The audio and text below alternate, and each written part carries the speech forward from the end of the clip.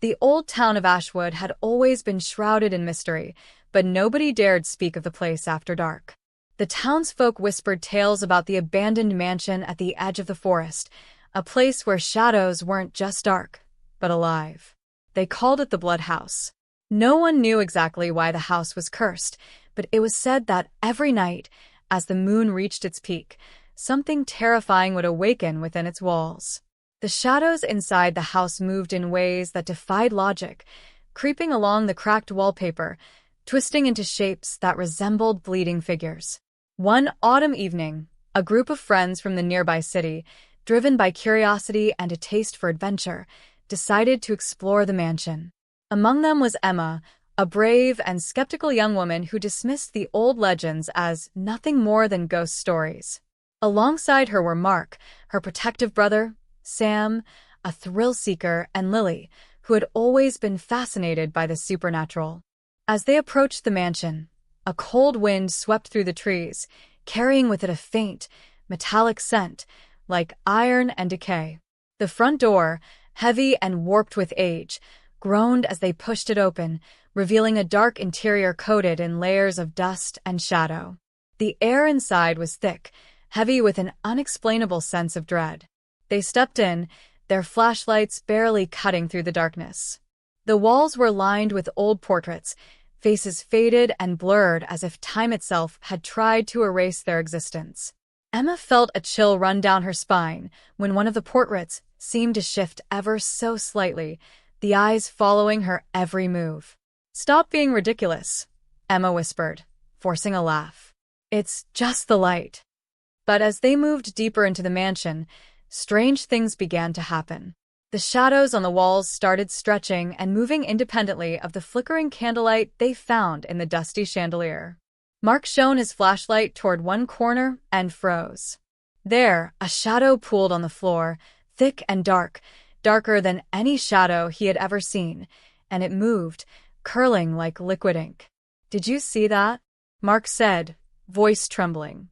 "It's just a trick of the light," Sam replied, though his bravado was cracking. Suddenly, the shadow lunged toward them, stretching upward like a long, bloodied claw. The friends screamed, scattering in all directions. Emma stumbled backward into a room that looked like an old study. Books were strewn across the floor, their pages yellowed and brittle. The door slammed shut behind her with a deafening bang. Alone, Emma's flashlight flickered. Her breath came out in shaky clouds as she turned slowly, trying to find a way out. That's when she noticed it. The walls were no longer just covered in peeling wallpaper, but streaked with dark red stains that glistened like fresh blood. The shadows along the edges of the room writhed, as if they had a life of their own. Whispers echoed faintly around her, a chorus of voices she couldn't understand, but each syllable sent shivers down her spine. She moved toward the window but found it sealed shut as if welded by some invisible force. Panic set in. She was trapped. Behind her, a shadow began to rise from the floor, growing taller and more defined. It took the shape of a man, but his eyes were hollow pits leaking dark smoke. His mouth twisted into a cruel grin as he stepped forward silently. Emma backed away, heart pounding like a drum in her chest. The shadow stretched a hand out toward her, fingers dripping with what looked like blood. She felt the cold seep into her skin as the shadows whispered, "Stay with us forever." Suddenly, the door burst open. Mark rushed in, pulling Emma away just as the shadow lunged at her. They didn't stop to look back. Together, they sprinted through the winding hallways, the mansion groaning and shifting around them. But something had changed. The shadows were no longer confined to the mansion's walls. They spilled out into the corridors, crawling along the floor and ceiling, reaching for anything that dared to escape. Their blood-red edges flickered in the dim light, hungry and alive. As they ran, Emma realized this was only the beginning. The shadows had followed them, and Ashwood itself was no longer safe. Emma and Mark burst out of the mansion's front door and into the cold night air. The forest surrounding Ashwood seemed darker than usual, as if the shadows from the mansion had spilled beyond its walls and were now creeping through the trees. "Did you see that thing?" Mark gasped, looking back nervously. Those shadows, they followed us. Emma nodded, her eyes wide with fear, but her mind racing. We can't let this spread. We have to find help, someone who knows about this. But as they hurried toward the edge of the forest, the shadows thickened around them. The moonlight barely touched the ground, swallowed by the creeping darkness. The air grew colder, heavy with a strange metallic scent, the same scent from inside the mansion. Suddenly, a faint glow appeared ahead. It was the flickering light of an old lantern, held by a figure standing just beyond the trees. "Wait," Emma called out, her voice trembling. "Can you help us?" The figure stepped forward, revealing an elderly man with sharp eyes and a weathered face. His clothes were old-fashioned, and in his hand, he held a small book bound in cracked leather. "You shouldn't be here," he said quietly but firmly. "The bloody shadows don't just haunt the mansion anymore. They're awake, and they hunger." Emma swallowed hard. "What are they? How do we stop them?" The old man glanced around nervously, then motioned for them to follow him to a small clearing where a campfire flickered weakly. "The shadows," he began, "are the restless spirits of those who were wronged long ago, betrayed and bound by a terrible curse. The blood you saw isn't just a mark of their pain, it's the source of their power." Mark frowned. "So, what can we do? Destroy the mansion?" The man shook his head. "No.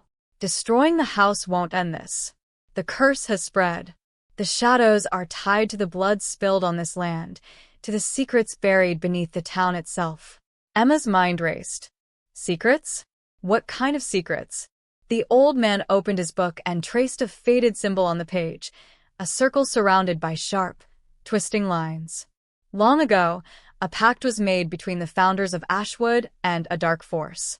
They traded safety for power, but the price was their souls. The bloody shadows are the echoes of that bargain." A sudden rustling in the bushes made them jump. From the darkness, a soft, eerie whisper floated on the breeze, unintelligible but chilling. "We don't have much time," the old man said. "You must find the hidden altar beneath the town. There lies the key to breaking the curse, but beware, the shadows will try to stop you." Emma looked at Mark and Sam, who had finally caught up, breathless and wide-eyed. "Are you ready?" she asked. They nodded, though the fear was clear in their eyes. As the group prepared to descend into the darkness beneath Ashwood, the shadows around them seemed to pulse with rage. The bloody shadows were watching, waiting.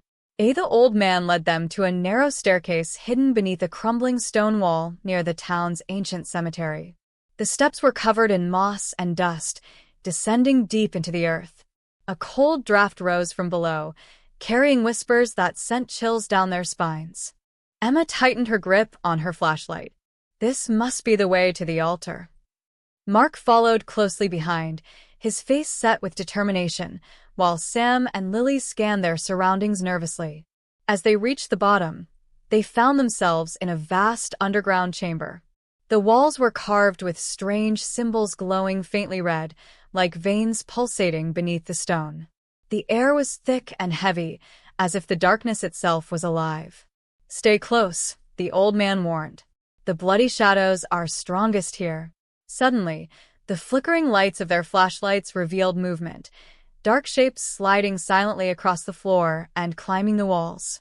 The shadows seemed to gather into twisted forms, their edges dripping like fresh wounds.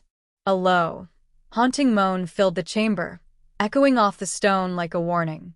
Emma's heart pounded. "We need to find the altar before they surround us." The group moved quickly, weaving between the shadows that tried to reach out with grasping fingers of darkness. As they moved deeper, the floor beneath them began to tremble. Mark stumbled but caught himself. "What's happening?" The old man's eyes widened in alarm. "The shadows sense our presence. They're trying to collapse the chamber." Rocks began to fall from the ceiling, and cracks spread across the walls. Emma spotted a doorway at the far end, marked with the same glowing symbol from the old man's book. "There," she shouted. "That must be the altar room." They sprinted toward the doorway, dodging falling debris and shadowy hands clawing at their backs. Just as they crossed the threshold, the entrance collapsed behind them, sealing them inside. The room was smaller, centered around an ancient stone altar stained with dark, dried blood. On the altar lay a rusted dagger and a faded parchment covered in cryptic writing. Emma picked up the parchment and read aloud. To break the curse, the bloodline must be cleansed by sacrifice and truth. Only the innocent may undo what was done. Suddenly, the shadows pressed against the walls, their whispers growing louder, angrier. "We don't have much time," the old man said, urgency in his voice. "You must decide who among you is pure enough to face the ritual." Emma glanced at her friends, the weight of the choice heavy on her shoulders. The bloody shadows waited, hungry for the darkness to consume them all. Indeed, they weren't going to let anyone leave alive. The flickering light cast eerie shapes across the altar room as Emma studied the parchment again. The words echoed in her mind. Only the innocent may undo what was done. But how could they know who was truly innocent? Mark stepped forward, his voice steady but low. "We have to trust each other. If this ritual is the only way to stop the curse, then we face it together." Sam shifted nervously, glancing toward the shadows pressing in around the room. But what if it asks for a sacrifice? Who decides? This could tear us apart. Lily's eyes were wide with fear, but there was determination in her voice. "We don't have a choice. We either end this now or become part of those bloody shadows forever." The old man's gaze sharpened. "The ritual demands more than courage. It requires truth. One of you must reveal a secret, a truth so pure it can cleanse the curse." A heavy silence fell. Emma looked at her friends, memories flashing through her mind. Small acts of kindness, moments of doubt, hidden fears. Could they bare their souls in the face of this darkness? Suddenly, the shadows writhed, forming a jagged silhouette at the edge of the room. From the darkness, a voice whispered, cold and cruel, "Truth or blood? Choose or be consumed." Emma swallowed hard. "I'll go first." She stepped onto the altar and closed her eyes, searching deep within for a truth pure enough to end the nightmare. "I never told anyone, but I was the one who found the mansion's secret years ago and kept it hidden," she confessed. "I was afraid of what would happen, but now I see that fear only fed the shadows." A cold wind swept through the chamber, and for a moment, the shadows recoiled. Mark stepped forward next, voice calm. "I once blamed my sister for something I did. I carried that guilt silently. It's time I'm honest." One by one, each friend spoke their truths, secrets of fear, pain, and regret. As the last words left Lily's lips, a sudden stillness fell. The shadows hesitated, then slowly began to dissolve like mist. But just as relief settled over them, the chamber trembled once again. The old man's eyes darkened. "The ritual has begun, but the curse is far from broken." From the deepest corner, a new shadow rose, larger, darker, with eyes like burning coals. The true heart of the bloody shadows had awakened. The towering shadow loomed over them, its burning eyes piercing the dim light. The air grew colder still, as if the very life was being sucked from the chamber. Emma tightened her grip on the old dagger from the altar, the rusted metal surprisingly warm in her hands. "This is it," she whispered. "We have to face it together." Mark, Sam, and Lily formed a circle with Emma, drawing strength from one another. The old man chanted softly, words ancient and powerful, filling the chamber with a glowing light that pushed back against the darkness. The great shadow roared, a sound that shook the stones and rattled their bones. It lunged, but as it crossed the ring of light, it screamed and shrank, its form flickering like a dying flame. Emma stepped forward, raising the dagger high. "For Ashwood. For the innocent souls lost." With a swift, determined motion, she plunged the dagger into the cracked floor at the center of the altar. A surge of red light exploded outward, flooding the chamber with warmth and color for the first time in centuries. The shadow let out one final, ear-piercing wail before dissolving into a mist of harmless sparks. The oppressive darkness lifted, replaced by a calm silence. The cursed blood stains faded, the symbols on the walls dimmed, and a gentle breeze carried away the lingering fear. Emma and her friends looked at one another, exhausted but victorious. The bloody shadows were no more. As they climbed back to the surface, dawn was breaking over Ashwood. The town was bathed in golden light, free at last from the grip of the ancient curse. But as Emma glanced back once more toward the now silent mansion, she couldn't shake the feeling that some shadows never fully disappear. They only wait for the next night to fall.